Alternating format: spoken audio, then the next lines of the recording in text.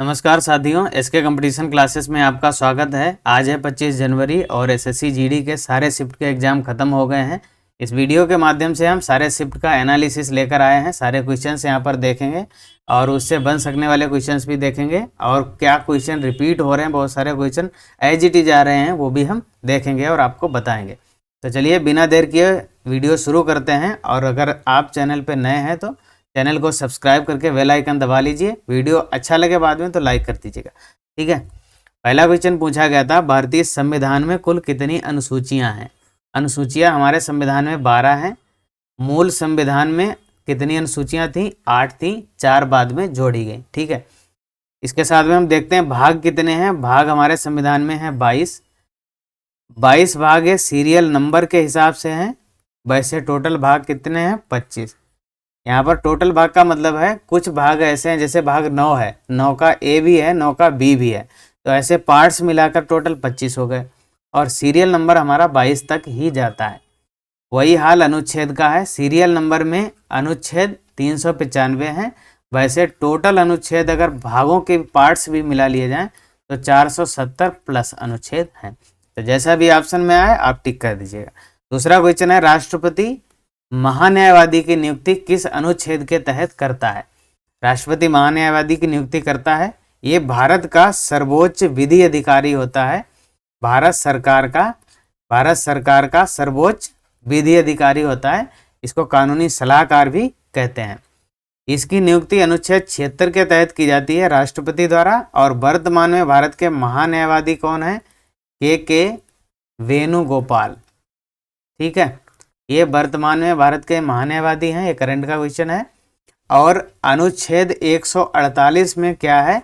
इसमें कैग की नियुक्ति राष्ट्रपति करता है। कैग का मतलब भारत का नियंत्रक महालेखा परीक्षक, controller and auditor general of India, ठीक है। ये भी क्वेश्चन पूछा गया है पिछली किसी शिफ्ट में। त्रिपुरा के उपचुनाव विजेता कौन है? उपचुनाव विजेता एक दिन बिहार का पूछा, एक दिन हिमाचल प्रदेश उत्तराखंड का पूछा था कल की शिफ्ट में, आज के त्रिपुरा में पूछ दिया। तो उपचुनाव जो भी जिनका पेपर कल है परसों है, तो जिन राज्यों में उपचुनाव हुए हैं तो उनके एक बार विजेता देख लीजिए कौन कौन कहाँ पे विजेता है। एक क्वेश्चन भी फंस जाएगा तो 2 नंबर बन जाएंगे। इसमें त्रिपुरा में विजेता हुए हैं सुदीप राय वर्मन, ये अगरतला की सीट से हैं।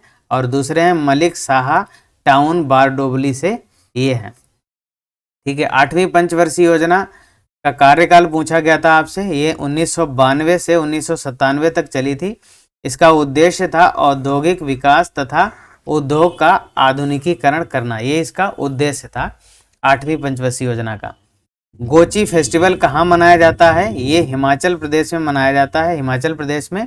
और ये बेटी के जन्मोत्सव पर मनाया जाता है। जब बेटी का जन्म होता है हिमाचल में तब ये गोची फेस्टिवल मनाया जाता है। अगला सवाल था, भील जनजाति किस क्षेत्र से संबंधित है? भील जनजाति भारत के बहुत से क्षेत्रों में फैली हुई है। उनमें से गुजरात, मध्य प्रदेश, महाराष्ट्र, छत्तीसगढ़ और राजस्थान, ये राज्य प्रमुख हैं। यहाँ पर भील जनजाति पाई जाती है। और भी जनजातियां हैं लेकिन भील भी यहाँ पर पाई जाती है। दक्कन के पठार में पूर्वी और पश्चिमी घाटों के बीच में कौन सी नदी बहती है? ये सारी कृष्णा, कावेरी, गोदावरी, ये सारी पूर्वी और पश्चिमी पठारों के बीच में बहती हैं। और ये सारी जाके बंगाल की खाड़ी में गिरती हैं। कहाँ पर गिरती हैं? बंगाल की खाड़ी में गिरती हैं और वहाँ पर डेल्टा का निर्माण करती हैं, डेल्टा बनाती हैं। स्वतंत्र भारत का पहला ओलंपिक मेडल किसे प्राप्त हुआ था? ये खाशाबा दादा साहब जाधव को प्राप्त हुआ था। कब प्राप्त हुआ था? 1952 में। 1952 में प्राप्त हुआ था। ये किस खेल के लिए? कुश्ती के लिए प्राप्त हुआ था इन्हें। और ये कौन सा मेडल था? कांस्य पदक था। आज तो ये पूछा गया, कल के शिफ्ट में इनमें से कुछ भी पूछ सकता है, ठीक है, ध्यान रखिए। शीतकालीन वर्षा को क्या कहा जाता है? राजस्थान में जो शीतकालीन सर्दियों में वर्षा होती है उसको मावठ कहा जाता है। आप ये भी ध्यान रखना, कल के क्वेश्चन में, कल के शिफ्ट में ये भी पूछा जा सकता है, मावठ जो वर्षा होती है किस राज्य में होती है? किस राज्य में इसको मावठ कहते हैं? हैलोजन की अंतिम कक्षा में कितने इलेक्ट्रॉन हैं? ये 7 हैं। हैलोजन का परमाणु क्रमांक कितना होता है? एटॉमिक नंबर कितना होता है? 17। और 17 को अगर हम कक्षाओं में विभाजित करेंगे तो 2, 8, 7 होगा। तो लास्ट कक्षा में 7 इलेक्ट्रॉन होंगे। फुटबॉल गोल पोस्ट की ऊंचाई कितनी है? सेम क्वेश्चन पहले किसी शिफ्ट में आया था, सेम रिपीट हुआ, 2.44 मीटर फुटबॉल के गोल पोस्ट की ऊंचाई। Questions as it is repeat हो रहे हैं, आप जो भी आ रहे हैं उनको भी ध्यान रखना, बिल्कुल सीधे सीधे आ रहे हैं। 2018 के एशियाई खेलों का समापन समारोह में ध्वजवाहक कौन था? समापन समारोह के ध्वजवाहक थे रानी रामपाल। ये खेल कहाँ हुए थे? इंडोनेशिया में हुए थे। इनके उद्घाटन समारोह में कौन था ध्वजवाहक? नीरज चोपड़ा थे। और इस पदक तालिका में भारत 8वें स्थान पर रहा था और भारत ने कुल 69 पदक जीते थे इस खेल में। और प्रथम स्थान पर कौन सा देश रहा था? चीन रहा था। इतनी जानकारी आप एक बार देख लीजिए, कोई भी क्वेश्चन आ सकता है। आंध्र प्रदेश के वर्तमान राज्यपाल और मुख्यमंत्री से संबंधित एक क्वेश्चन जरूर पूछा जाता है, आप एक बार देख के जाइए। कौन है राज्यपाल? विश्वभूषण हरिचंदन है। और यहाँ के मुख्यमंत्री जो हैं YS जगन मोहन रेड्डी है, ये भी आपको पता होना चाहिए। साक्षरता की दृष्टि से शीर्ष पर कौन सा केंद्र शासित प्रदेश है? वो है आपका लक्षद्वीप। और सबसे कम किस केंद्र शासित प्रदेश की साक्षरता दर है? वो है जम्मू और कश्मीर। राज्य में अगर सबसे अधिक की बात करें तो केरल है टॉप पे, और सबसे कम की बात करें, सबसे कम में है बिहार, सबसे नीचे बिहार में है। ठीक है। रावत नृत्य कहाँ से संबंधित है? ये छत्तीसगढ़ से संबंधित है। अटल पेंशन योजना में न्यूनतम आयु कितनी होती है? 18 वर्ष। और अधिकतम आयु कितनी होती है? 40 वर्ष। ये भी आप ध्यान रखिए। मौलिक कर्तव्य किस संविधान संशोधन से जोड़ा गया? ये 42वें संविधान संशोधन द्वारा 1976 में इनको जोड़ा गया था। इनको स्वर्ण सिंह समिति की सिफारिश पर जोड़ा गया था और उस समय 10 मौलिक कर्तव्य जोड़े गए थे संविधान में। एक 11वां मौलिक कर्तव्य बाद में जोड़ा गया। ये 86वें संविधान संशोधन द्वारा जोड़ा गया 2002 में। ये 11वां मौलिक कर्तव्य कहता है कि हर माता पिता का कर्तव्य होगा कि वह अपने 6 से 14 वर्ष के बच्चों को शिक्षा के अवसर उपलब्ध करवाए। ये 11वां मौलिक कर्तव्य है। ठीक है। मौलिक कर्तव्य संविधान के भाग 4 में है और अनुच्छेद केवल एक ही है, 51 का या 51A। एक ही अनुच्छेद में हमारे 11 मौलिक कर्तव्य दिए हैं टोटल। हरिजन सेवक समाज की स्थापना किसने की थी? गांधी जी ने की थी 30 सितंबर 1932 को। ठीक है। VCCI के पहले अध्यक्ष कौन थे?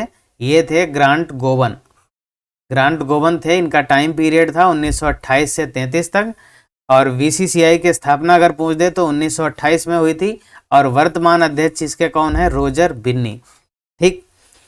5वीं पंचवर्षीय योजना का कार्यकाल था 1974 से 78, कल भी क्वेश्चन आया था। और इस पंचवर्षीय योजना में गरीबी हटाओ का नारा दिया गया था इंदिरा गांधी के द्वारा।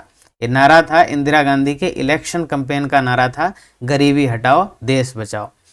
सबसे पुराना वेद कौन सा है? ये है ऋग्वेद। सबसे पुराना वेद है। 4 वेद हैं आपको पता है, ऋग्वेद, सामवेद, अथर्ववेद और यजुर्वेद। एवोगाद्रो संख्या का मान क्या होता है? इसको यहाँ से लिख के बताना पड़ेगा। 6.023 × 10⁻23। ये ऐसे ही रट लो, सेम क्वेश्चन आ सकता है किसी भी शिफ्ट में।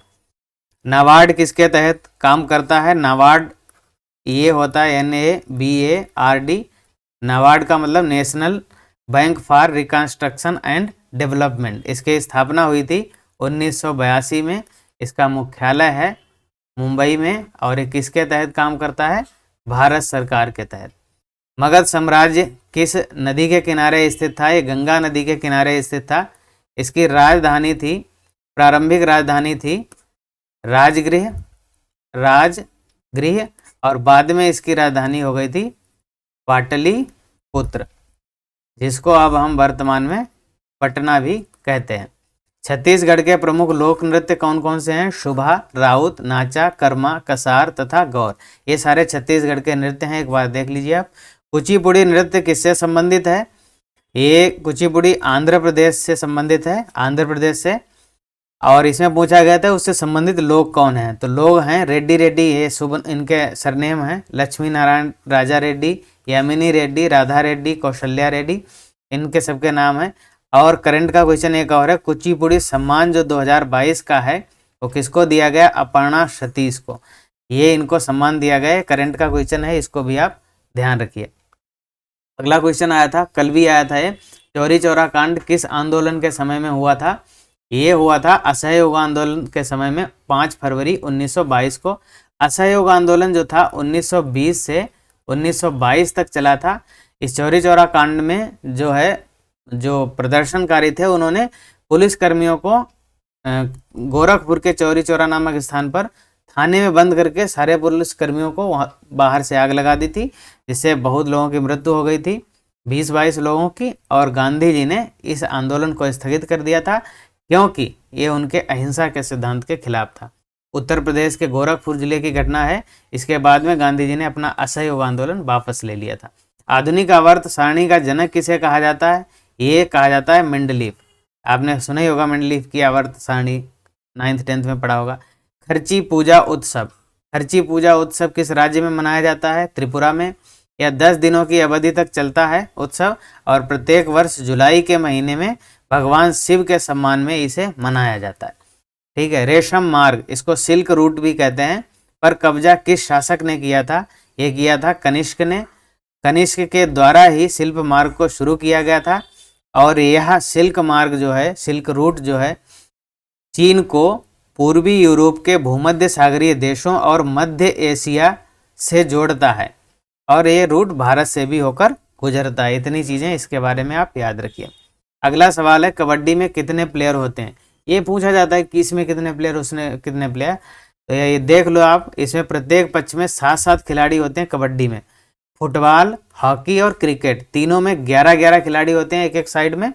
बास्केटबॉल में 5 खिलाड़ी होते हैं, बेसबॉल में 9, पोलो में 4 खिलाड़ी होते हैं। अब कोई भी क्वेश्चन आएगा छूटेगा नहीं इससे। क्षेत्रफल की दृष्टि से भारत का सबसे बड़ा राज्य कौन सा है? ये है राजस्थान। इसका क्षेत्रफल भी लिखा 3,42,239 वर्ग किलोमीटर। अगर सबसे छोटा की बात करें तो छोटा राज्य है गोवा क्षेत्रफल की दृष्टि से। जनसंख्या की दृष्टि से सबसे बड़ा राज्य है उत्तर प्रदेश और जनसंख्या की दृष्टि से सबसे छोटा राज्य की बात करें तो हो जाएगा आपका सिक्किम। ठीक है। पंचायती राज कौन से भाग में वर्णित है? संविधान के किस भाग में पंचायती राज व्यवस्था का प्रावधान है? ये है भाग 9 में। और अगर अनुसूची पूछी जाए, अनुसूची कौन सी हो जाएगी? 11। अनुसूची 11 में है। अनुच्छेद 243 से लेकर 243 ओ तक इसका प्रावधान है। इसको 73वें संविधान संशोधन 1992 द्वारा संवैधानिक दर्जा दिया गया, इसमें जोड़ा गया। किसको? भाग 9 को। ठीक है। आगे चलते हैं। आरबीआई की स्थापना कब की गई थी? रिजर्व बैंक ऑफ इंडिया की स्थापना 1934। आरबीआई अधिनियम, यह है आरबीआई एक्ट। आरबीआई एक्ट 1934 के प्रावधान के तहत 1 अप्रैल 1935 को इसकी स्थापना हुई थी। इसका मुख्यालय शुरुआत में कोलकाता में था, बाद में 1937 में इसका मुख्यालय मुंबई में स्थानांतरित कर दिया गया। आज भी इसका मुख्यालय मुंबई में ही है। और एक बात और पूछ सकता है आपसे, आरबीआई का राष्ट्रीयकरण, नेशनलाइजेशन कब हुआ? यह हुआ था 1949 में। ठीक है। संयुक्त राष्ट्र में भारत का नया राजदूत किसे नियुक्त किया गया? रुचिरा कंबोज। इन्होंने किसका स्थान लिया? टीएस त्रिमूर्ति की जगह ली है इन्होंने। इससे पहले ये राजदूत थे। आज की क्लास में इतना ही, फिर मिलेंगे अगले एनालिसिस में। तब तक के लिए आप देखते रहिए चैनल, और चैनल पे नए हैं सब्सक्राइब करके बेल आइकन जरूर दबाइए, और वीडियो अच्छा लगा है तो लाइक जरूर कीजिए, इससे हमारा मोटिवेशन मिलता है। चलिए, यहाँ तक वीडियो देखने के लिए बहुत बहुत धन्यवाद।